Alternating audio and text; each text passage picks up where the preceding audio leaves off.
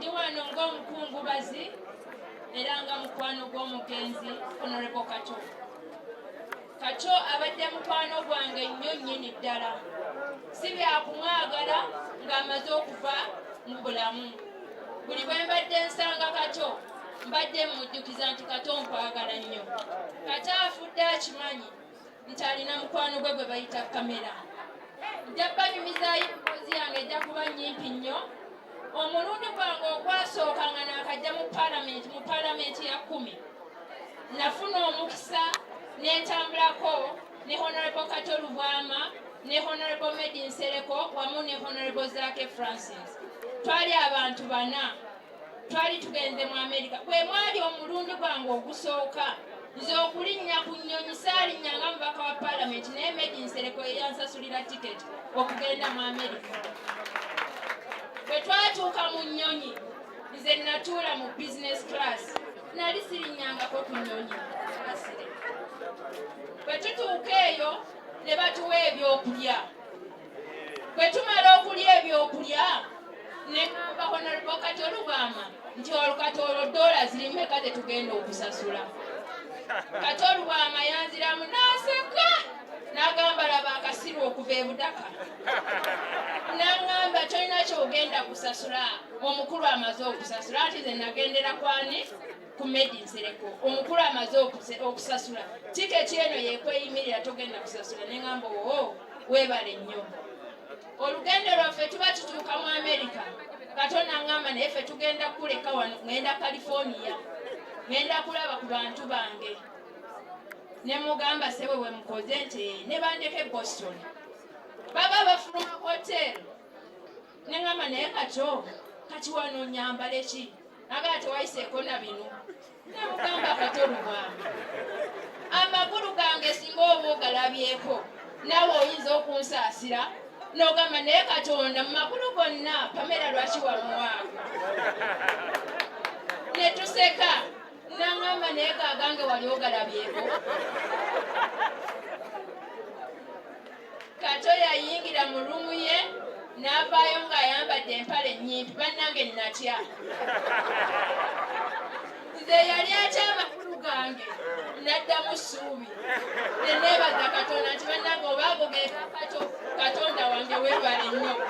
N'aŋŋamba kati ogenda kutegeera ki Kato kyali.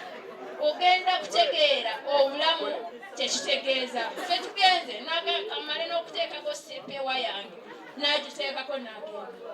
Kato abadde muntu mulungi nnyo. Ne ŋŋenda ne Kato mu shopping nafa migugu nga nze akwatira omukulu emigugu naye ng'ate ninamu ekisa kubanga nali mmanyi yalina ekizibu kyaki eky'omutima. Naye nga bakulu bannaffe abalina ku maanyi batambula ne batuleka naye nga nze musaasi naye nga Kato tambula mpola. Emigugu ngisitudde tambula mpola olina ekizibu ky'omutima. Kato yafuuka mukwano gwange. Kato bw'afunidde ekizibu wano omukulu Bbaja agambye nti Kato abadde atusanga nga tumwebalama. Si kituufu.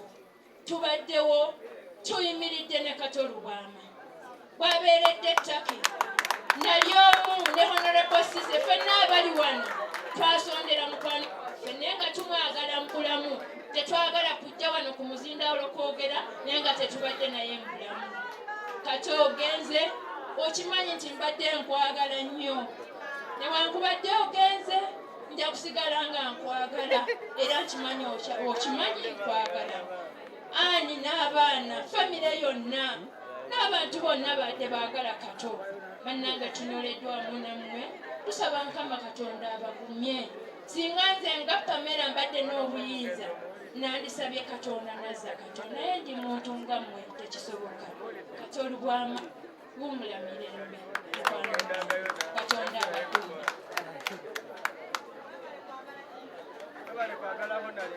Omukama mulungi ekiseera kyonna. Mukama yatuwa Kato mumukubira engalo ennyingi. Abakungubazi bannange mwenna, former president wa FDC omukulu Kiza Besigye, bamemba ba palamenti bannange n'abakulu mwenna, mikwano gya Kato Lubwama naddala abali mu VVIP banange nsanyusa okubalaba nga tuwerekera Kato ku mbaga y'esembayo. Maama Ani n'abaana. Nze Kato olunaku lwe nawangula Lwengo ne mpulira leediyo nga ziranga nti ne Kato Lubwama awangudde. Ne nsalawo mu mutima gwange nti mu palamenti Kato Lubwama agenda kubeera mukwano gwange. Kubanga ye Honorable Nseko yali mukwano gwange nga tukyali ne mu ghetto z'e Kampala nga sinaakufuuka mubaka. Nga sirina na ssuubi nti ndifuuka omubaka. Bwe natuuka mu palamenti Kato nimukolako omukwano mangu n'abeera mukwano gwange n'anjagala nnyo. Kato mu bigambo bye nasinga omwegombako baatugambanga tuddeyo tusome. Mumanyi bulungi tasinga okubeera mu misango mu kkooti ejja ebitabo tewali. Naye ne mbawangula. Kato bwe baamutwalayo naye nabeeranga muzaamu essuubi tinawe ogenda kuwanga tubeere mu palamenti. Mu palamenti y'eggwanga gye twasika ne Kato yali mukwano gwange nnyo. Ne ntuuka n'okuzaala omwana nazaalira mu Amerika. Naye olwava mu Amerika nsanga Kato kwe yakooti nga nniize. N'ayagala omwana wange. Nange kye namukolera kye babagambye twagendanga ewa sipiika nga sipiika ffe tumusaba tutugamba tutayininga wano tugende. Mu palamenti eya 10 teri mubaka eyatusinga nze ne Kato Lubwama okutambula ogenda mu mawanga ag'ebweru. Naye yatambulanga nange nnyo. Naye ng'ekigendererwa kyaffe yaŋŋamba alina seeta gy'azimba ewaka ng'alina ekirooto kye. Naddala bwe namugamba nti nyina ettaka e Katende n'aŋŋamba eryo limpe nzimbeko siyete y'amaanyi. Kato eky'omukisa omubi afudde ekirooto kye tekigenze mu nkola. Naye nja kusaba Katonda abasigaddewo ne gavumenti yaffe ennungi gye nsaavinga ekwatagane n'abasigaddewo ekirooto kya Kato kigende mu nkola. Kijja tusanyusa nnyo nga bannayuganda nga mikwano gya Kato nga ekirooto kya Kato kigenze mu nkola. Kambanyumizeemu nange katono nnyo Kato ke yasinga okunsanyusaako. Mbagambye natambula naye mu nsi zonna. Twavanga ku buli mwezi twabanga ne puroguramu y'okutambula. Era nga buli invitation ejja eriko Cissy ne Honorable Kato Lubwama. Lwaki Honorable Speaker kadda akatuka n'okugamba nti omwami n'omukyala mwe batava ku nnyonyi. Ne tumugamba nti ffe tuleke twajja twabonaabona ekimala naffe tuze kweyagala. Lumu Kato Lubwama lumu n'ennyimira palamenti n'enjogera ebizibu by'erongo nawe nagayo n'ambuuza Kato oyogedde biki. Twagamba ffe twajja wano okukola ki? Kweyagala. Mbakakasa palamenti y'e10 ffe ne Kato Lubwama tweyagala nnyo. Naye kyenjukirako kyasinga okukwatako lwendebaka n'ekirowoozaako. Kato lumu tugenda e Dar es Salaam wali emipiira. Bahonorable Nseko nga baatulese. Olw'okuba Kato Lubwama yali asamba omupiira era ng'akeera nnyo ku makya. Naye Koolo bwe yali akeera ku makya okusamba omupiira olw'okuba yali alina obulwadde bw'omutima nga ye tali ku ttiimu ya mupiira yennyini eno line-up. Era bali batwala ne bamuleka. Ne musanga ku lukuubo ng'akaaba n'aŋŋamba Cissy mbadde enkeera nga nze talina mutima naye ku mutimu y'omupiira bandese. Ne mugaatoka abajja tugende. Twatutuuka mu lukuubo lwa sipiika Kadaga mwe yali atuula ne tumulengera ng'ava mu ofiisi. Ne tumulumba ne tumugamba twagala genda Dar es Salaam. Nagamba mwagala genda omwami n'omukyala nti ye. N'atusayininga ennaku 16 nga Bahonorable Nseko abasambi bali babawadde ennaku 10. Ne tubalumbayo tubeyagalirako nga tubalaga nti tuba ennaku 16 bo baafunye ennaku 10. Bwe twatuuka e Dar es Salaam nali ntambudde n'omwami wange n'omwana. Kato Lubwama ne mubuukinze edda wooteri mw'onoosula n'aŋŋamba ebyo bya wooteri yange bindekere. Ne tugenda tutuuka e Dar es Salaam ne tugenda mu wooteri yange nali ne buukinze ne mugamba Kato Lubwama kugenda kusula wa. Nagamba erina kwejja kulaba gye ngenda okusula. Ne tuyingira mu wooteri tugenda tuli ekyeggulo ne tukomawo. Batuwa okwebaka n'embuuza Kato Lubwama naye ogenda kusula wa. N'asirika n'ajja ku bubiri bwaffe n'ajjako essuuka emu ne yeebaka mu ntebe yali awo. Kato Lubwama awo ebigambo bwe nakoma okutegeera. Tuba twasula naye kuba ennaku 3 paka Honorable Nseko lwe yamukima n'amutwala gye baali basula. So Kato Lubwama ntambudde naye olugendo lw'olwo tagenda kwerabira mu bulamu bwange. Olugendo lw'e Nairobi. Tupanga ogenda e Nairobi nga situlinayo na puroguramu. Kati nali nakubidde dda mikwano gyange.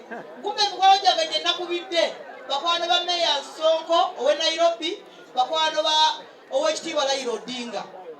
Twasanga Land Cruiser 6 ku airport nga zitulinze. Naye Mugenzi singa twali twambadde tutya. Nali nyambadde sweater yange taddeko jean situdde omwana wange. Proma akubye ekinu kye ahaddeko esweta ye ayambadde akasawo ke wano. Land Cruiser 6 n'abantu abambadde amasuuti ab'ebbeeyi abaze okukima abagenyi b'eggwanga. Ne ngamba Kato Lubwama kakati bino gwonna onkiikirira. Ne tutula mu mmotoka emu naga nti buli omu atule mu ye nga nti ffe tutuula wamu. Sobola okugenda nga twegumya. Bwe twatuka twasanga Meeya Sonko atulinze. Ne batwaniriza mu bitiibwa ne batwala mu Serena ye Nairobi. Nga twali twatazese kwesulira mu ghetto. Twatuka mu Serena ye Nairobi, Sonko n'ajja Oweekitiibwa Sonko Meeya n'atugamba nti temwalidde nange ekyemisana n'atuwa emitwalo gy'e Kenya oba gyali 10. Naga ekyo kyamisana kyammwe kubanga temwasobodde kulya nange. Naye nga tuli bagenyi lwali tugenda mu byaffe. Twali tugaanaga tuteeseteese ne miitingi n'Oweekitiibwa Raila Odinga. Naye ne batutwalayo.